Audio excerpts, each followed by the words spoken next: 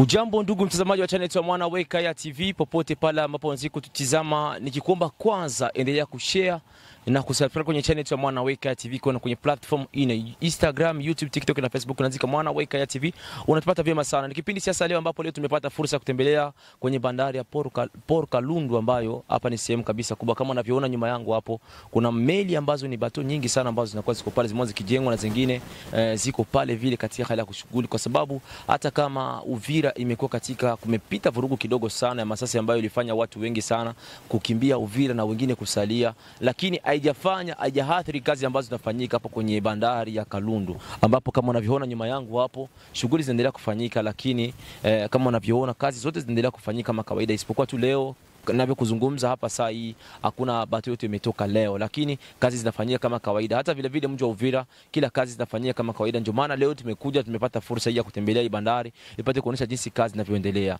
Lakini nikujuzia kwamba yote inaendelea kufanyika, lakini wazalendo kwa sasa wanadhibiti mji wa Uvira na nusu ya jeshi la taifa FARDC, ambapo wanazidi kufanya usalama ili kuangalia jinsi adui ataweza ama hataweza. Lakini kwa jinsi tunavyozungumza kila wakati tunapozungumza na wazalendo ni kwamba bado hawawezi.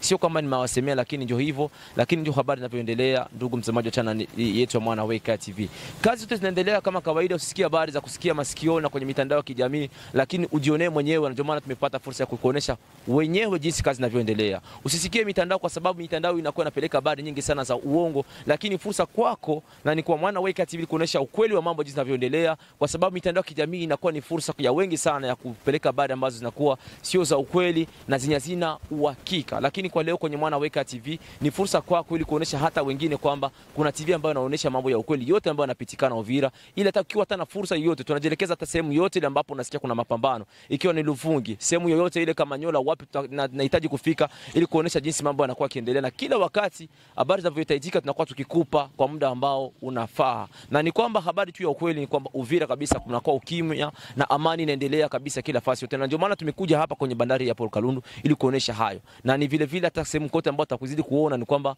hali imeendelea utulivu na Uvira kuna amani kabisa. Kwa wale wote wamekimbia ni fursa kwao warudie ili pate kuangalia jinsi ya kujenga mji wa Uvira. Endelea pamoja nasi. Mimi naitwa Roger Seko Rafael, nyuma kamera ulikuwa na Victor Lediki. Usikose kushare na subscribe kwenye channel ya Mwana Weka TV. Asante kwa muda wako.